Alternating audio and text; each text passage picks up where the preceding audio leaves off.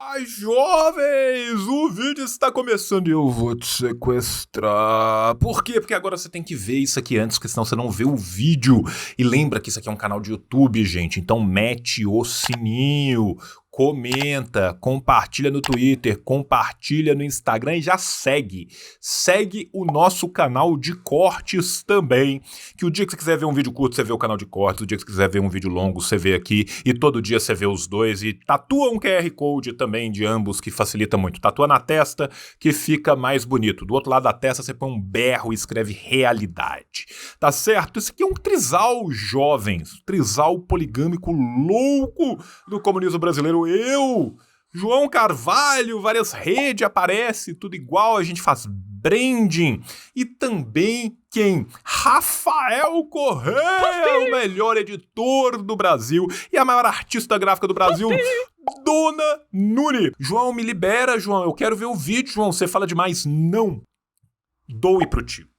Este canal precisa de você. O tio está sorteando 120 livros por mês, 1.440 livros por ano. Eu gasto 60 mil reais no ano para fazer isso acontecer e eu tenho você, eu, Deus e a roda da frente. Então manda o Pix aqui.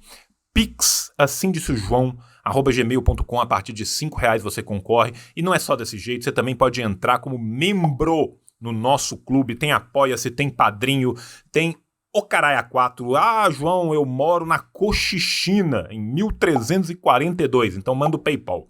Tem PayPal também no mesmo e-mail do Pix. Agora é isso. Agora você pode ver o vídeo. Tio te ama. Beijo. Tchau! Falha e falhará. Falha, falha e falhará. Falha, falha e falhará.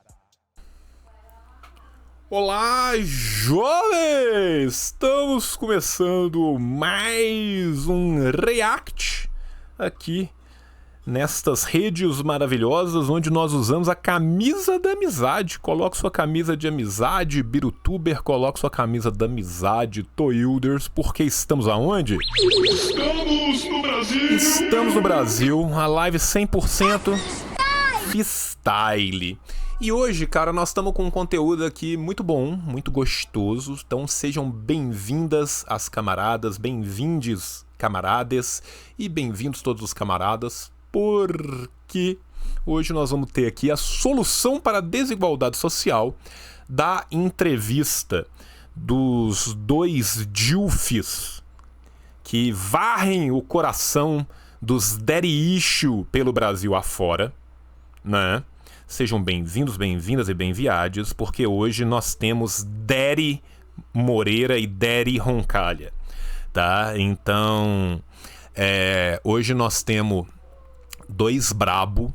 Essa entrevista foi do caralho. Eu vi vários cortes pequenos dela pelo Insta, pelo TikTok, né? Mas tudo corte de 1 minutinho, 2 minutinhos.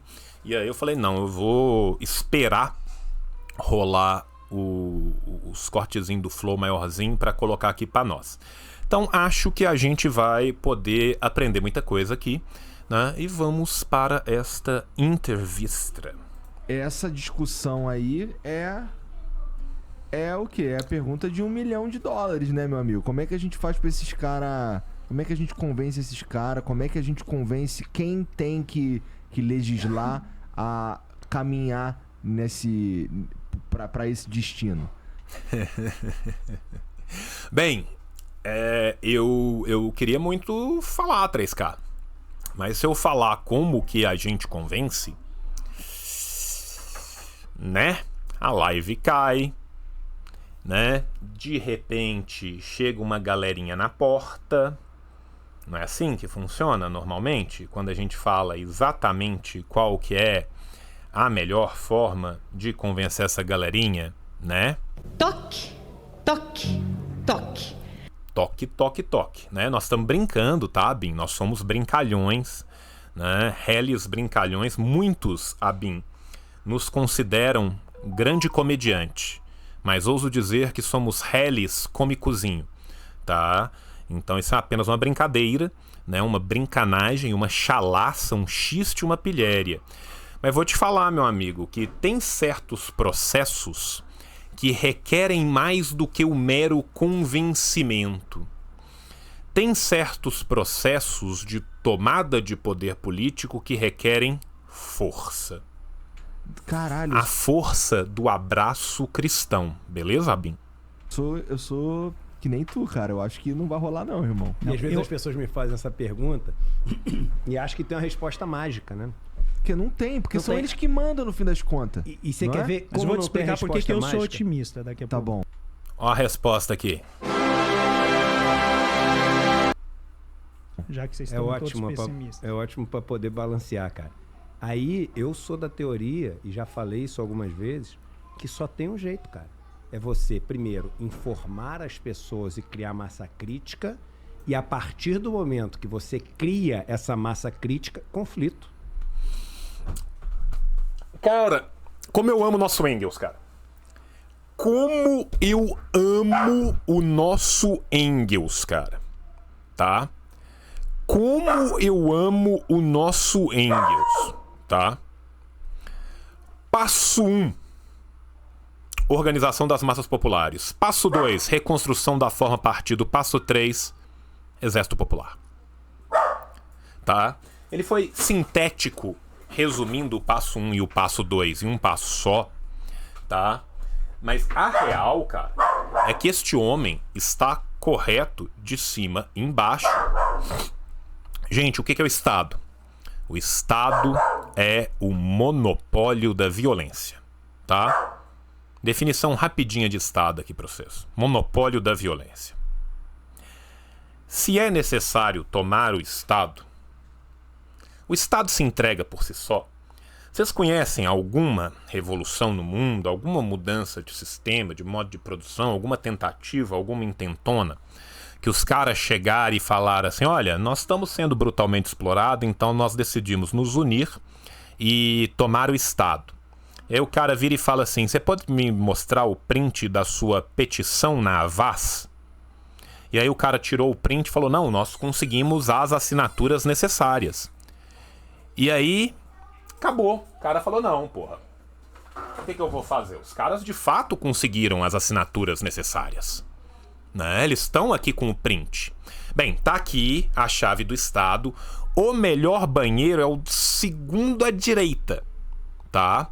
A gente reunia na quarta-feira porque era melhor, mas também terça-feira de manhã parece ótimo, tá? Vocês pagaram a taxa de transferência de Estado no cartório? Pagamos, tá aqui em 2 vias. Putz, então não tem como a gente fazer nada. Parabéns, agora é com vocês. Isso não existe, gente. Isso não existe. Revolução é um ato insurreicional. É a tomada violenta do Estado de uma classe pela outra. Entendeu? Tá? Tem um homem aí que tem umas frases massas, sabe? Não, fica quieto aí agora. Porra, tô te alisando há 2 horas, cara. Tem um homem por aí que tem umas frases massa. Eu vou tentar achar uma muito bonita que achei. Olha só que frase legal. Frase bonita. A revolução não é o convite para um jantar, a composição de uma obra literária, a pintura de um quadro ou a confecção de um bordado. Ela não pode ser assim, tão refinada, calma e delicada, tão branda, tão afável e cortês, comedida e generosa. A revolução é uma insurreição, é um ato de violência pelo qual uma classe derruba a outra, tá? Isso aqui, jovens, é isso aqui, tá? Então, a real, cara, é que o Eduardo Moreira maoísta talvez seja real e provavelmente pode te machucar. Que isso, cara? Conflito quer dizer embate. Tá bom. Conflito quer dizer pressão. Porque Calma, Bin. Calma, Bin. Que isso, cara? Que isso, cara? Como que nós não vamos fazer um omelete místico com cascas inteiras? Que isso, maluco? Pessimismo da razão, otimismo da vontade, Que- jovem. esses caras, eles vão... Meu irmão, a gente fala... Olha que engraçado. a Opa, gente entrou o fala modo conflito. carioca puto, amo. Pessoal ganha Porra, arma. meu irmão, o que é a vida de quem é mais pobre do Brasil se não é conflito todo dia? Essencialmente. Olha isso, cara. É só aula, cara. É só aula. É só aula, meu irmão. É só aula. Deixa eu te contar um segredo, jovem. Para a esmagadora maioria da população, a barbárie é todo dia.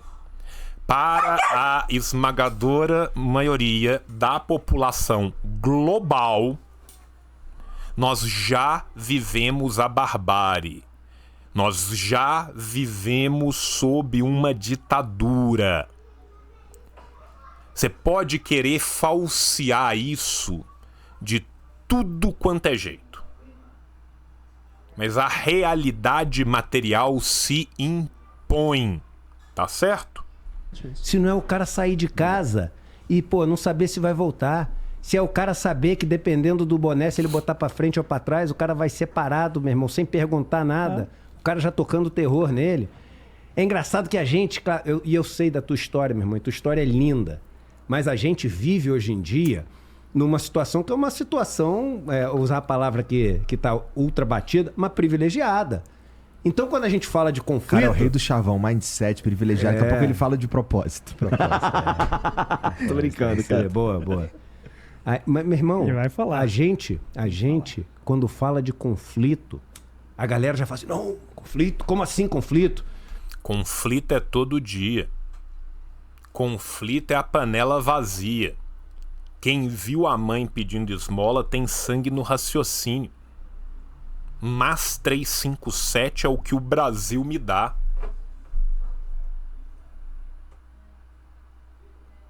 Entende, meu irmão?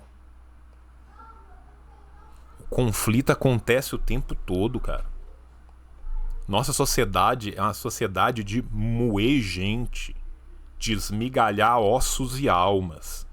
Pô, temos que buscar uma outra solução, uma solução pacífica, uma solução de diálogo, Isso aqui é uma guerra onde só sobrevive quem atira. uma solução de conversa. Eu falo, lógico que tu quer essa solução de conversa. Tu não quer abrir mão do que você tem, tu quer empurrar o problema com a barriga, Tu quer empurrar o Miguelito? e você tem medo do conflito, porque o conflito não bate tua porta todo dia. O terror, o medo, a violência, os efeitos desse negócio não batem tua porta. Eu sempre cito esse exemplo. O Galo, uma vez me dando uma entrevista, ele falou o seguinte: Eduardo, eu falo com os meus amigos, eu falo, tu tá com medo da esquerda? Tu tá com medo de comunismo? Tu tá com medo de virar Venezuela? Irmão, a gente come arroz com salsicha desde que a gente nasceu. Não vai piorar não, cara. A única coisa que nós temos a perder são os nossos grilhões. Velho, o que que nós temos a perder? Os nossos grilhões. Os dos nossos que estão um pouco melhor, quem é aí da plutocracia do proletariado, a única diferença tua pra quem tá na rua é hora, dia, semana ou mês. Não chega a ano, cara.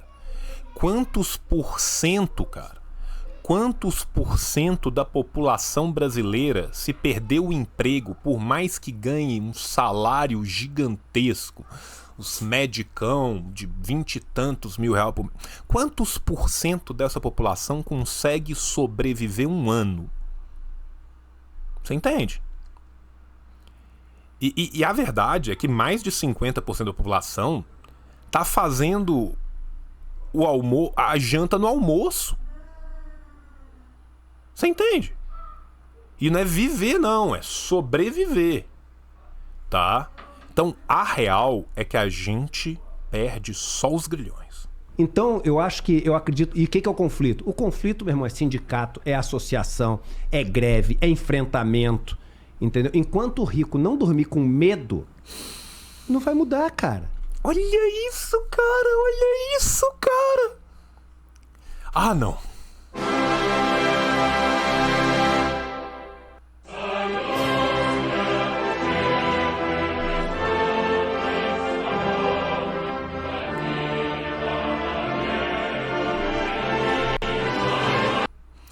Meu amigo, a câmera é invertida, eu tô com a esquerda no peito, fica tranquilo.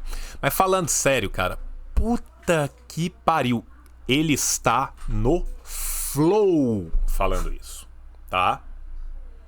Ele está no flow falando isso. Dê a ordem, camarada Engels brasileiro, dê a ordem. Meu irmão, o camarada Eduardo é gigantesco, cara. Gigantesco. É isso, cara. É isso. E o medo não é o medo do cara ser guilhotinado, não. Mas se for também. Entendeu? É o medo do cara falar o seguinte: caraca, vão descobrir que eu não mereço ter o que eu tenho. Porque não merece. Não merece. Então eu acredito no enfrentamento. Eu acredito no conflito. Eu acredito que a solução que a gente tá falando que é muito difícil, quando ela pintar, imediatamente vai ter um monte de grito na Faria Lima. Não, isso é um absurdo, se fizer isso o Brasil vai quebrar, e esse negócio vai trazer déficit. Aí os caras começam a apertar, tu falou do mindset, propósito, tem um monte de botãozinho, que é o botãozinho que déficit fiscal, responsabilidade, e não sei. Aí... Déficit fiscal, responsabilidade, fascismo. Tem sempre os botãozinhos, cara. Tem sempre o botãozinho. Agora, quando a caldeira ferve no capitalismo, o botão de pânico chama fascismo, tá? No stream deck do burguês, quando a caldeira chega no vermelhinho, o botão de pânico chama fascismo. Começa a vir o superávit, começa a vir os botãozinhos todos da Faria Lima. Entendeu? E aí a galera fica com medo e fala, é isso aí, o cara vai gritar mesmo. Que ele vai ter que abrir mão. Então vai ter grito. Vai ter reclamação. E a gente vai ter que... É o cofre versus a escola sem professor. Se for pra comer lixo, doutor, eu prefiro uma Glock com silenciador.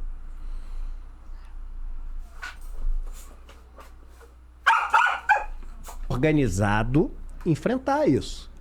Porque sem conflito não tem mudança. E sem organização, tá vendo? Organizado. Tem que ter organização, gente. Eu falo e falo e falo todo dia, e falo todo dia, e falo todo dia. Organização das massas trabalhadoras. Primeiro passo: despertar a consciência de classe, organizar, mostrar a realidade pelo que ela é. Essa é a nossa missão. De quem? Sim. Qual que é a missão de todo e qualquer comunista no Brasil? Fazer a Revolução Brasileira. Como vamos fazer a Revolução Brasileira? Organizando as massas trabalhadoras, despertando a consciência de classe. O povo precisa ser com si e para si. E isso que o Eduardo tá falando é tão verdade que quando você pega a longa série temporal de riqueza... Eu amo porque o Roncalha tá aqui na pontinha do keynesianismo querendo cair. E às vezes ele dá uma voltada pra trás, aí alguém vira pra ele e fala assim: ô Roncalha, chega aí. Ele vai todo felizinho. Então assim, tá na beira. Vem, meu filho, vai ter bolo. Em geral, os três niveladores dessa vamos dizer, dessa estrutura hierárquica... The Great Levelers. Em geral, é o quê? Pandemia. Você mata a família e o capital some, ele não tem herdeiro. Ele é distribuído ali entre vários herdeiros ou o Estado toma. Inflação e... Lembrar uma coisa muito bonita pra vocês? Capital não gera trabalho. Trabalho gera capital. Tá? A gente tem que pensar algumas relações que não são de ida e volta. Tá? Fábrica sem chefe é cooperativa. Fábrica sem trabalhador não existe. Vamos lembrar dessas relações aqui. Elas vão, mas elas não voltam, não. Hiperinflação, que destrói o capital, principalmente se ele for líquido, na forma financeira e tal. Guerra. É isso aí. Então, a guerra destrói capital, destrói casa, né? Pra quem quiser ver um exemplo disso, leia o livro... O Universo em Desencanto. Não, tô brincando. Agora me fugiu o nome, mas não era o Tipping Point. Daqui a pouco eu vou lembrar. É David and Goliath. Davi e Golias, do Malcolm Gladwell. E ele vai contar a vida das pessoas em Londres durante a Segunda Guerra. Então, rico e pobre estavam na mesma porque a bomba não escolhia onde ela ia cair. E às vezes você destruía uma dinastia inteira porque destruía todos os imóveis dela. A riqueza daquela época era essencialmente imóvel, né, na Segunda Guerra. Depois vira financeiro, fica mais líquida, mais fácil de fugir. Então você tem esses elementos. Ou guerra civil. É isso aí. Esses são os elementos que normalmente não é tão civil assim, dependendo do lugar, tá? moderam o crescimento da riqueza, que moderam a concentração. Porque toda vez que a gente tenta negociar, a elite e as oligarquias, elas criam mecanismos no Estado que inibem a aproximação do povo. Olha só, olha que frase boa. Que pena que ele não percebe as próprias implicações dessa frase. Toda vez que a gente tenta negociar, as elites criam mecanismos que impedem a aproximação do povo. Vamos caminhar nisso, Roncalha? Vamos caminhar nisso? Então o que você está me falando é que a conciliação possui limites. Qual que é o limite da conciliação? A manutenção do status quo ante. Por quê? Porque alguém nessa mesa de negociação tem o Estado e alguém não tem. A corrente rompe do lado mais fraco. O monopólio da violência se impõe na materialidade da prática. Wells. Eu recomendo a leitura de um livro maravilhoso, escrito por essa moça aqui, ó. Vocês estão vendo ali em cima? Aquela moça lá de cima. Dona Rosa Luxemburgo. Tá? Dona Rosa Luxemburgo um dia acordou e falou: engraçado, minha casa tá sem tapete. Vou usar a face do Bernstein. E aí, meu irmão, ela cometeu um dos maiores atropelos de todos os tempos no seu maravilhoso Reforma ou Revolução, onde ela mostra, desde sempre, esses limites. Sabe qual que é o problema? É que o social-democrata acha todo dia que ele acabou de reinventar a roda, que ele acabou de descobrir o fogo. Em absolutamente todo e qualquer lugar que se abriu mão da pauta máxima por uma pauta mínima, terminou-se com pauta nenhuma. Né? Então o que nós estamos falando aqui? Que a gente vai abrir mão de negociação salarial, que nós vamos abrir mão de melhorar o horário de trabalho, que nós vamos abrir mão dos direitos para o povo, dos seus direitos culturais, esportivos, sociais. Não. Não. O que nós estamos falando é que a gente nunca pode perder de vista a nossa pauta máxima. É sempre por ela que a gente briga. Abandonou aqui para contentar com isso, vai ficar sem nada, meu irmão. Vai ficar sem nada, tá? Então por que o camarada Stalin sempre falou e falará, né, que a social-democracia é a antessala do fascismo? Porque ela é um método conciliatório fadado ao fracasso. E quando quem tem o poder na ponta do fuzil se cansa de negociar, ele cutuca com o fuzil. Ele põe a baioneta para funcionar. Entendeu? Como é que o Kisuko ferve? Como que o Fusca anda? Né?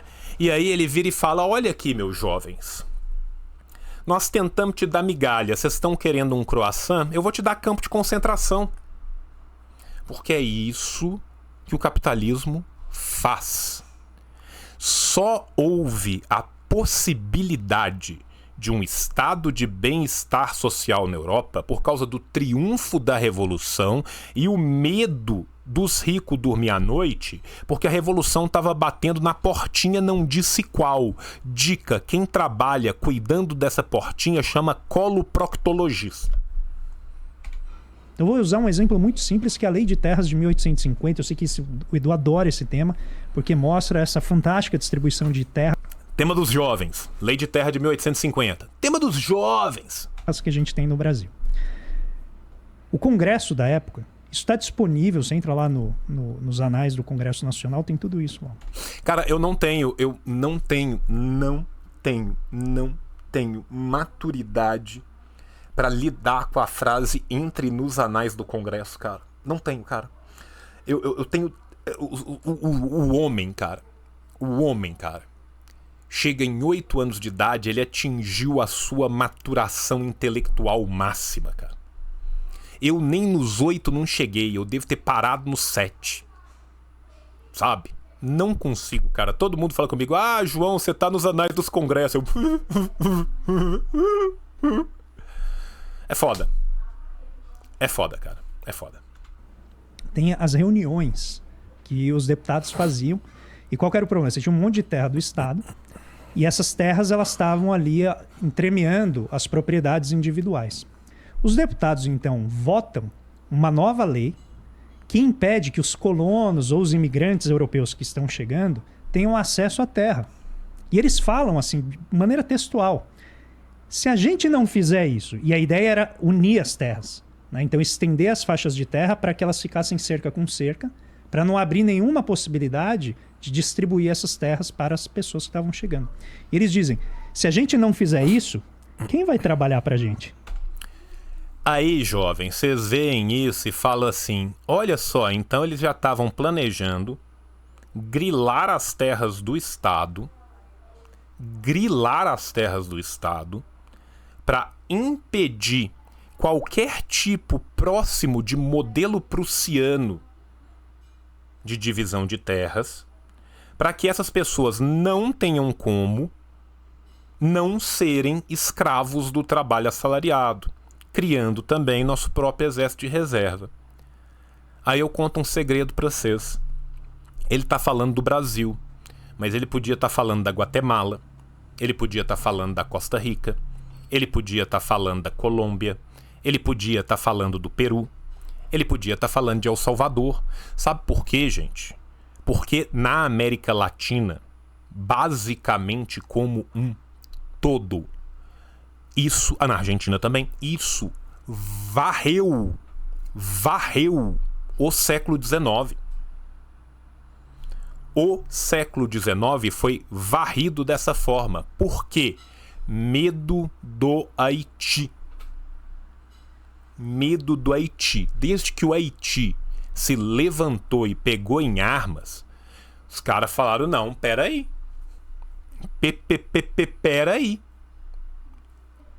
Então, gente, isso não é algo circunstancial da história brasileira. Isso é o modo de produção se reproduzindo. O modo de produção pressupõe o seu modo de reprodução. Entende? Porque que às vezes as histórias dos lugares tão diferentes são tão parecidas? É isso aí. Se o colono chegar e tiver terra, ninguém vai querer trabalhar pra gente. Não. Ninguém quer ser escravo se ele pode ter um mínimo de dignidade. Doideira! 100% doideira! Doideira! Não podemos permitir isso. Vão ter que aprender a plantar, irmão. É. E eles falam, o nosso modo de vida está ameaçado. Lembrando, né, que o Congresso da época, 1850, nós estamos falando dos liberais e dos conservadores. Nada mais liberal do que um conservador no poder, nada mais conservador do que um liberal no poder. Né? Muda para ficar igual. Representante do quê? Representantes do capital. Representante dos grandes terratenentes do Brasil. Representante daqueles que passavam pelo critério censitário. Representante da grana, gente. Então o resultado qual que é? Você concentra a terra na mão de pouquíssimas famílias mundo, né, Brasil afora. E esse negócio... Mundo afora. Foi um ato falho, não. Foi um ato heróico. Porque é mundo afora mesmo. O negócio ele se perpetua porque riqueza... Detalhe, né? Algo muito similar aconteceu na Rússia. Chama riqueza. Então a riqueza fundiária Depois ela vira riqueza financeira. Depois que ela vira riqueza financeira, ela vai virar poder econômico e político para proteger a rapidez de acumulação dessa riqueza financeira. Olha só. A riqueza fundiária vira riqueza financeira que vira poder econômico e político. O cara que era o grande dono de terra vai ser também o cara que vai ter a plantation, que vai exportar e vai poder fazer mais capital, e também pelo critério censitário vai ser o que vai ser eleito. Você acha, gente? Esse sistema mudou muito pouco, tá? Esse sistema muda muito pouco. Aí, você acha, sinceramente, que a população, o povo, vai sentar para negociar com os donos do poder financeiro e político em pé de igualdade? Vocês acham que é possível uma negociação? É isso, você entende? É isso que o Roncalha sabe, mas às vezes A gente que não consegue saber. trabalha com finanças sabe que quando você chega no banco com R$1 milhão na conta, você é tratado diferente de quando você chega lá com seus parcos R$2.000. Então, você tem gerentes diferentes, você tem andares diferentes para te tratar. E sabe o que acontece quando você sobe a escada? Você tem tarifas. Que tarifas? diferentes. Que tarifas? Que tarifas? Né? Eu tava conversando com um amigo que trabalha na Caixa. E ele tava me falando, porra, João, leilão da Caixa é foda. Porque os caras passam tudo primeiro pros malucos que tem muitos milhões investidos. Eles não precisam nem ir no leilão, não precisa nem fazer nada. Chega no colo deles as oportunidades de juntar cada vez mais dinheiro. Conversando com um amigo do Banco do Brasil, quando eu descobri que tem um terceiro Banco do Brasil, que eu sabia de 2, eu não sabia do terceiro, ele falou, porra, João, foda. Os caras têm cada investimento, cada taxa, cada coisa, mano, que você nem acredita que existe. Basicamente, o que está te tirando ali do de baixo e do meio, tá indo tudo pro colo desses malucos. Olha só que loucura. Olha só que loucura. É quase como se a sociedade tivesse estruturado de uma forma a reproduzir o seu status quo. Entende, gente? Entende como que o rolê funciona? Você não Que paga tarifas? tarifa nenhuma, Não isso tem aí. tarifa. Sabe por quê? Porque com a soma de dinheiro você se torna um investidor qualificado. E eu vou te colocar então nos ativos que rendem mais e pagam menos imposto de renda. E aí você é tratado diferente, a tua riqueza vai crescendo. E a tendência da água é correr para o mar. O avô de algum de vocês já deve ter dito isso. Gente, Karl Marx caminhou para que as meninas pudessem voar. Um motivo todo mundo já conhece. O de cima sobe e o de baixo desce. Bom, xibom, xibom, bom, bom. Quem tá lá embaixo, entrando na categoria, né, subprime, Vai bancando a tua tarifa que tu não vai paga. bancando. É isso, eu acabei de falar aqui, obrigado Apolo, falei isso 2 minutos antes. É lógico que o cara lá de cima não precisa de pagar tarifa, não precisa de pagar nada e a taxa dele vai ser melhor. Sabe por quê? Porque tem 10 mil lá embaixo pagando a tarifa dele.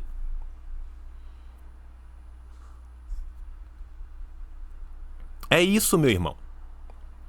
Pega essa estrutura e replica ela no mercado privado de trabalho, no mercado público de trabalho, na estrutura pública do mercado do Estado brasileiro. Quem que pode ter direito à moradia funcional? Quem tem uma DAS, um cargo de confiança altíssimo.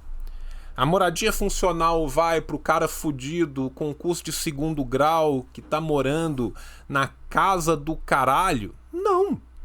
A moradia funcional vai pro chefe, que vem de um cargo melhor, já tem grana pra caralho, tem a chefia, que é uma 2ª grana, e vai ganhar uma 3ª grana, que é a moradia funcional. Olha a diferença dos salários dos CEOs ao longo do tempo. Era 12 para 1, foi para 20 para 1, 30 para 1, 50 para 1 e vai chegar em 100. 600, 300, 500. É isso. É assim que funciona. Da tarifa, porque esse pessoal paga muito. Mas se você tem dinheiro, você não paga nada. Então nota que você tem um esquema, o desenho dele é feito para a riqueza sempre acumular. Então não...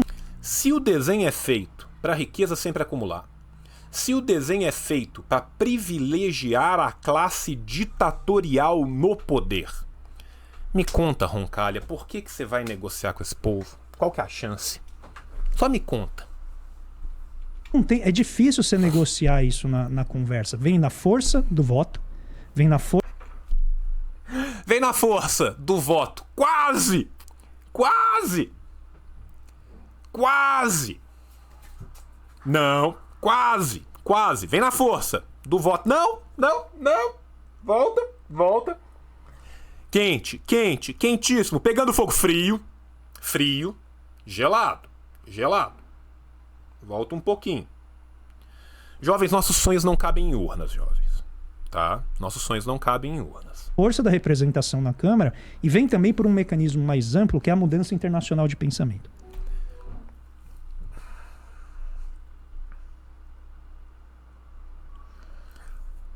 Roncalha, você precisa de admitir pra você mesmo. A gente não estaria tendo uma conversa dessa extensão sobre esse tema 15 anos atrás. Não teríamos essa conversa. Sinal que cresce. Tá? Sinal que cresce. Mas por que a gente consegue estar tendo esse tipo de conversa? Porque nós estamos avançando. Nós não vamos simplesmente resistir, não.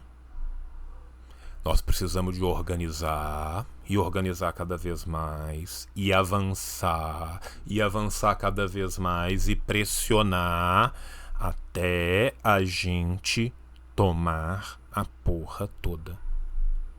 Tomar a porra toda é uma necessidade histórica. Sabe por quê? Porque é socialismo ou barbárie? Sim, a barbárie já está aqui. Nós já vivemos a barbárie. Né? Eu não vou nem comentar os comentários sobre tomar a porra toda. Né? Nham, nham, nham.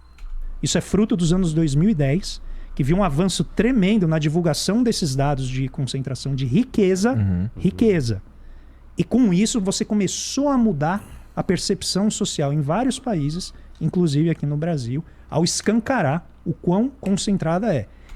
Olha só que loucura, a materialidade da prática, na qual, gente, vamos lembrar que o aumento da concentração de riqueza pressupõe o aumento da pobreza, tá?